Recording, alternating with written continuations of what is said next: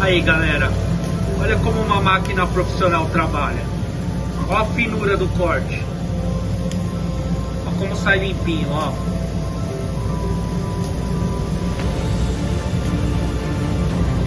Olha isso. Uma perfeição. Essa máquina é de 2 bicos. A gente tá usando um bico só, tá, ó. É uma máquina 1,60 por 1 e 2 cabeçotes, ou 2 bicos, tá? Ela tem 2 tubos atrás dela. Ela funciona em sequência, ela pode fazer 2 peças ao mesmo tempo. Mas aqui estamos fazendo uma só, tá? Estamos usando um bico só.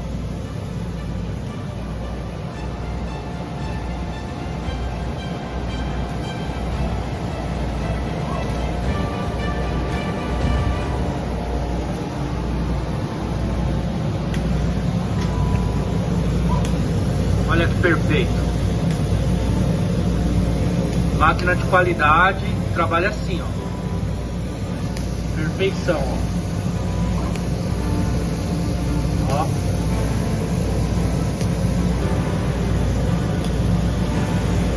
Olha como é suave.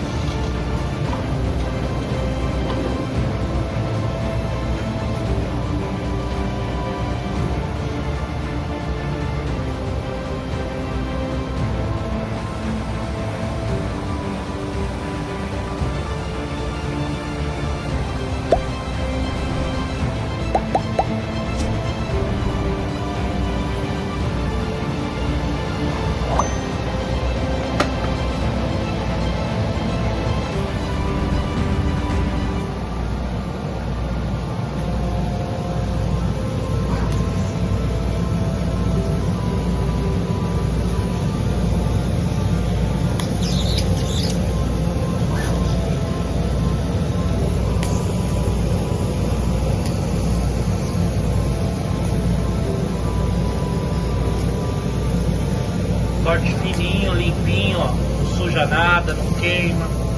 Olha aí. Também ela tá bem alinhadinha, bico fino. Ar potente. Ó a pressão.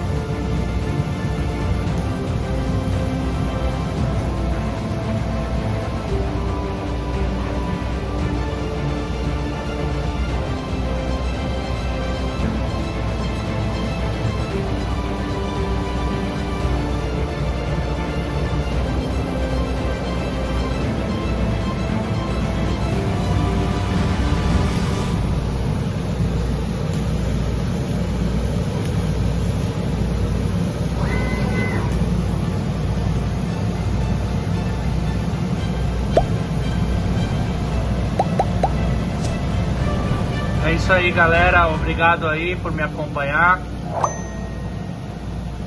Tamo junto.